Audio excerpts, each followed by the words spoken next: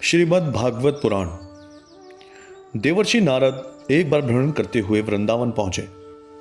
उन्होंने देखा कि एक युवती अपने दो पुत्रों के साथ विलाप कर रही थी। नारद जी ने उससे विलाप का कारण पूछा तो उसने बताया कि वह भक्ति है और उसके साथ दो पुत्र हैं, ज्ञान और वैराग्य। कलयुग में इनकी कोई कीमत नहीं रही। इनमें जागृति और उत्साह समाप्त हो गया है।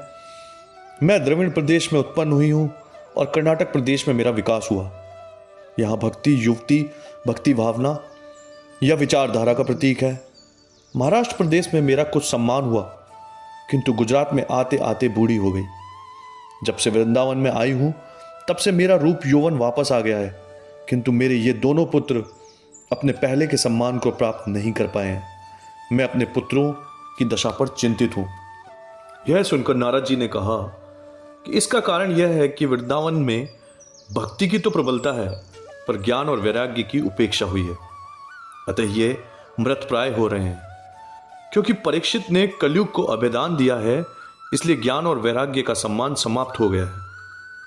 तब नारद जी ने ज्ञान और वैराग्य को सक्रिय करने के लिए अनेक उपाय किए।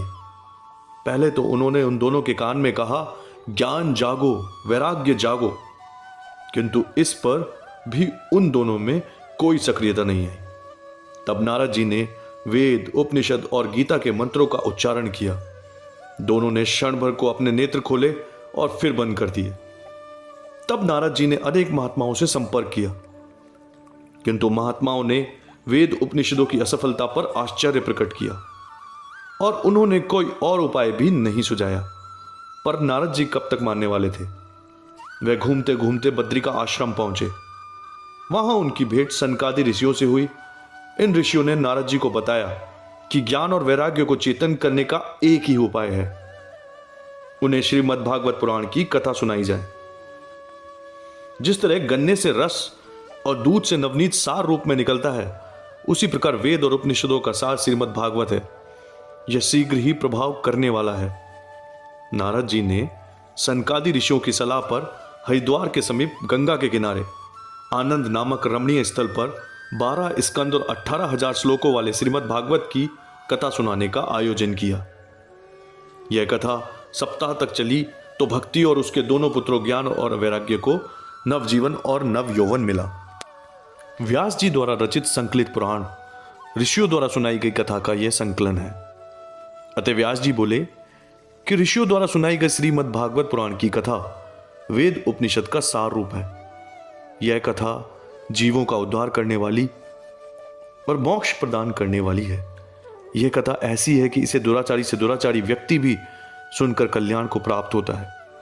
इसका प्रभाव इतना महान है कि प्रेत योनि में पड़ा व्यक्ति भी वैकुंठ प्राप्त कर लेता है। जैसे आत्मादेव नामक ब्राह्मण का दुष्ट पुत्र धुंधकारी वैश्याओं द्वारा मार डाला गया था, वह प्रेत योनि को प्राप्त हुआ। उसका तीर्थों में श्राद्ध करने पर भी उद्धार नहीं हुआ।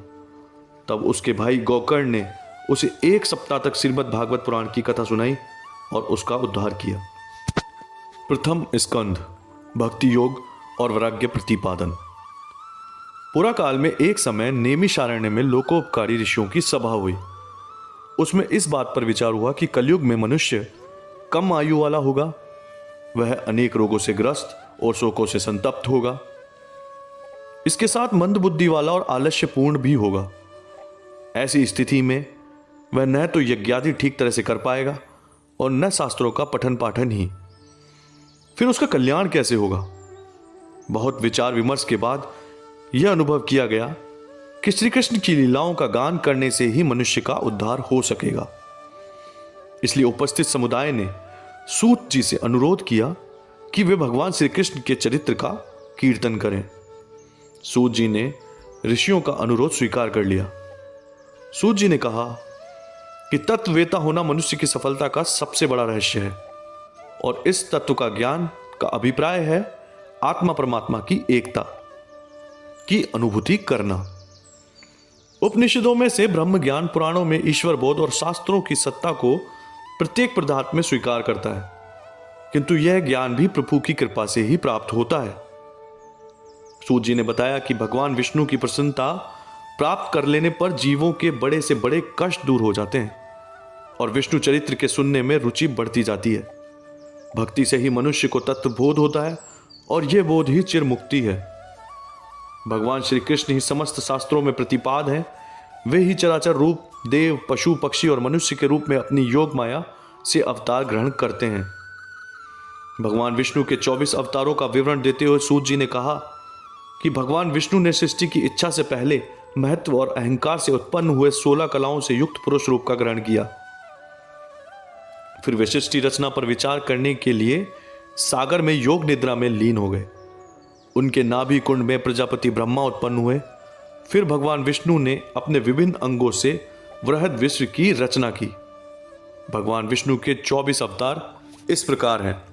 सनत कुमार का अवतार ब्राह्मणों की सृष्टि के लिए, वराह का अवतार पृथ्वी के उद्धार के लिए, यज्ञ पुरुष का अवतार स्वयं मनवंतर के पालन के लिए, हैग्रीव का अवतार वेद चुराने वाले मधुकेटव के वध के लिए, नर नारायण का अवतार बुद्धि शांति के लिए और तपश्चर्या के विधान के लिए, कपिल का अवतार सांख्य शास्त्र की रचना के लिए, दंतात्रेय का अवतार मुमुक्ष जनों के आत्मज्ञान के लिए, ऋषभ देव का अवतार परमहंसों को सुमार्ग दिखाने के लिए, पृथु का अवतार औषधि अन्न आदि उत्पत्ति के लिए, मत्स्य का अवतार व्यवस्वत मनु की रक्षा के लिए, कच्छप का अवतार समुद्र मंथन के समय देवों की रक्षा के लिए, मोहिनी का अवतार देवताओं को अमृत पिलाने के लिए, नरसिंह का अवतार प्रहलाद की रक्षा और हिरण्यकश्यप के वध के लिए, वामन का अवतार बलि के दर्प दलन के लिए, हंस का अवतार सनत कुमार आदि को ज्ञान का उपदेश देने के लिए, नारद का अवतार कर्म बंधन से मुक्ति दिलाने वाले 5 रात्र शास्त्र की रचना के लिए, हरि का अवतार गजराज को ग्राह के फंदे से छुड़ाने के लिए, परशुराम का अवतार ब्राह्मण दोषी क्षत्रियों के विनाश के लिए, राम का अवतार राक्षसों के विनाश के लिए, वेद व्यास का अवतार पुराणों की रचना के लिए, श्री कृष्ण का अवतार पृथ्वी का भार हल्का करने के लिए, बुद्धदेव का अवतार हिंसा के विरोध के लिए, कल्कि का अवतार धर्म की पुनः स्थापना के लिए। जिस तरह हमेशा स्रोतवान सरोवर से असंख्य नदियां निकलती हैं, उसी प्रकार विष्णु के अवतार होते हैं। जब जब धर्म का नाम मिटने का भय होता है, तब तब भगवान विष्णु अवतार लेते हैं। भगवान विष्णु की लीला अनंत है। तत्व ज्ञान के बिना व्यक्ति उस लीला को नहीं समझ सकता। भक्त प्रभु की ही कृपा से तत्व ज्ञान प्राप्त करता है और भगवान का रहस्य जानकर भक्ति को प्राप्त होता है। सौनक जी ने सूत जी से श्रीमद् भागवत विषय में कुछ प्रश्न किए। श्रीमद् भागवत की रचना किस युग में और किस प्रयोजन से हुई? राजा परीक्षित ने श्रीमद् भागवत सुनकर राज्य लक्ष्मी का त्याग किस लिए किया? और श्री सुखदेव जी का परीक्षित से मिलाप किस प्रकार हुआ और उन्हें कैसे ये कथा कही? सूत जी ने उत्तर दिया कि कलयुग के पृथ्वी पर पूरी तरह से उतर जाने के बाद विषम परिस्थिति के कारण युग धर्म के खंडित होने की संभावना से चिंतित भगवान विष्णु के अंशावतार वेद व्यास जी से पहले तो ऋग्वेद, यजुर्वेद, सामवेद और अर्थवेद की रचना की। वेद को 4 भागों में विभाजित किया। फिर 5वें महाभारत की रचना की। वे एक दिन खिनमिन होकर सरस्वती नदी के किनारे बैठे थे। वहां नारद जी आए और नारद जी ने उन्हें बताया कि उनका मन इसलिए प्रसन्न नहीं है कि उन्होंने भगवान के निर्मल चरित्र को गाया ही नहीं। नारद जी ने कहा कि विष्णु की भक्ति और महिमा से हीन काव्य निरर्थक है, अतः आप विष्णु को आधार बनाकर रचना किए। आपको निश्चित रूप से आनंद की प्राप्ति होगी। नारद जी ने भगवान विष्णु की भक्ति की महिमा और उसकी उपयोगिता के विषय में एक अपने पूर्व जन्म की एक कथा सुनाई। उन्होंने कहा, हे व्यास जी, पूर्व जन्म में मैं एक दासी का पुत्र था। मैंने अनेक मुनियों से भगवान कृष्ण के पावन चरित्र के प्रसंग सुने और मैं इतना अनुराग में हो गया कि मैं दिन रात कृष्ण में ही ध्यान रखने लगा। मेरा देह भाव समाप्त हो गया। तब मेरी यह दशा देखकर मुनियों ने मुझे भक्ति का गुप्त रहस्य दिया। भक्ति के प्रताप से ही मेरे मन में निर्मोह और अनशक्ति का भाव पैदा हुआ, पर मां के प्रति मोह त्यागना मेरे लिए संभव नहीं था। एक दिन उसे रात में सर्प ने काट लिया और मैं मोह मुक्त हो गया। मैं घर से निकल आया और एक वन में जाकर समाधि युक्त हो गया। तब मुझे भगवान विष्णु ने दर्शन दिए। मैंने जब उनका रूप वैभव देखा तो चकित रह गया। आनंद के अश्रु बहने लगे। यही नहीं, मैं पुनः उनके दर्शन का अभिलाषी हो गया, पर मुझे भगवान के दर्शन पुनः नहीं हुए। अतः मैं व्याकुल हो उठा। मेरी आसक्ति पर प्रसन्न होकर भगवान ने मुझे निरंतर साधु रहने और साधु सेवा का आदेश दिया। साथ ही अगले जन्म में सिद्ध योगी होने का वरदान भी दिया। एक दिन बिजली गिरने से मेरा भौतिक शरीर नष्ट हो गया और मैं भगवान की कृपा से उनके सांस के साथ ही उनके अंदर चला गया। सहस्त्रों युगों के उपरांत मैं मरीचि आदि ऋषियों के संग उत्पन्न हुआ। भगवान विष्णु की कृपा से ही मुझे अखंड ब्रह्मचारी रहने का वरदान मिला और स्वच्छंद विचरण करने का अधिकार भी ब्रह्मा जी ने मुझे वीणा दी और निरंतर ही गुणगान का अवसर दिया तथा लोकहित का आदेश भी दिया। उन्हीं के आदेश से प्रेरित होकर मैंने आपसे अपने तथा लोक कल्याण के लिए भक्ति पर ग्रंथ लिखने का निवेदन किया है। नारद जी से यह सब सुनकर भक्ति ग्रंथ माया के मुक्ति दिलाने वाले भयनाशक श्रीमद् भागवत की रचना की। महाभारत के युद्ध के अंतिम रूप में जब अश्वत्थामा ने दुर्योधन की कटी हुई जांघ के विषय में जाना कि भीम ने दुर्योधन की जांघ काट दी है, तो उसे बहुत क्रोध आया और उसने बदला लेने के लिए द्रौपदी के 5 पुत्रों को मृत्यु के घाट उतार दिया। द्रौपदी पुत्रों के शोक से व्याकुल हो गई थी। उसकी व्याकुलता से क्रोधित होकर जैसे ही अर्जुन अश्वत्थामा को पकड़ने दौड़े, वैसे ही उसने अपना ब्रह्मास्त्र छोड़ दिया। इससे प्रलय का दृश्य उपस्थित हो गया। अर्जुन ने भगवान कृष्ण की प्रेरणा से अपने ब्रह्मास्त्र से अश्वत्थामा का ब्रह्मास्त्र निरस्त तो कर दिया, पर वह पूरी तरह से शांत नहीं हुआ। उसकी चोट उत्तरा के गर्भस्थ शिशु पर हुई। अश्वत्थामा पकड़ा गया और उसे द्रौपदी के सामने प्रस्तुत किया गया। उसे दंड देने का अधिकार द्रौपदी को दिया गया। द्रौपदी स्वयं पुत्र शोक से व्याकुल थी। उसने अश्वत्थामा की मां के शोक की कल्पना करते ही उसे क्षमा कर दिया। कुछ समय बीतने पर एक दिन भगवान श्री कृष्ण पांडवों से विदा लेकर द्वारिका जा रहे थे। उसी समय उत्तरा के पेट में अचानक दर्द उठने लगा। उसकी दशा देखकर तथा प्रार्थना के कारण श्री कृष्ण वहां रुक गए। कुछ समय के बाद उत्तरा के गर्भ से मृत बालक का जन्म हुआ, जिसे यथोचित रूप से श्री कृष्ण ने जीवित करके पांडवों के वंश को निर्मूल होने से बचा लिया। इस बालक के विषय में ब्राह्मणों ने भविष्यवाणी की कि वह उद्दांत गुणों वाला, शालीन, समाशील, सत्यभाषी और कलयुग को पकड़ने वाला होगा। इसके साथ यह भी कि यह बालक ऋषि श्रृंगी के शाप से युक्त होकर अकाल मृत्यु को प्राप्त करेगा तथा सुखदेव जी से आत्मज्ञान प्राप्त कर मुक्त होने वाला होगा। इसका नाम परीक्षित भी इसलिए पड़ा कि गर्भ में ही श्री कृष्ण का ध्यान रखने वाला तथा उनकी परीक्षा लेने वाला था। अर्थात उनके जन्म का प्रश्न भी श्री कृष्ण की शक्ति परीक्षा ही तो थी। जब श्री कृष्ण ने परीक्षित को बचा लिया तो कुंती ने कृष्ण का आभार माना और उसकी स्तुति की। इसके बाद वे द्वारिका आ गए। समय आने पर भीष्म जी ने शरीर त्याग दिया। इसके बाद वे विदुर जी के समझाने पर धृतराष्ट्र और गांधारी ने तपस्या करते हुए प्राण त्यागने के लिए वन की ओर प्रस्थान किया। इसके कुछ समय बाद युधिष्ठिर ने एक और अर्जुन से श्री कृष्ण के परमधाम चले जाने का वृत्तांत जाना और साथ ही यह भी जाना कि यदुकुल का नाश हो गया है। इस पर युधिष्ठिर कष्टमय हो गए, खिन्न हो गए और अपने भाइयों सहित शरीर त्यागने के लिए हिमालय की ओर चले गए। इस और राजा परीक्षित ने विराट की पुत्री और उत्तर की पुत्री से विवाह किया, जिसका नाम इरावती था। परीक्षित और इरावती से जन्मेजय आदि 4 पुत्र उत्पन्न हुए। एक बार दिग्विजय यात्रा पर जाते हुए परीक्षित ने एक पांव वाले पतले बैल यानी कि धर्म और अस्थि पंजर वाली गाय यानी पृथ्वी को रोते हुए देखा। एक शूद्र यानी कलयुग राजा का वेश धारण किए हुए चाबुक से गाय और बैल को पीट रहा था। वह पैरों से भी उन्हें प्रताड़ित कर रहा था। परीक्षित से यह अन्याय नहीं देखा गया।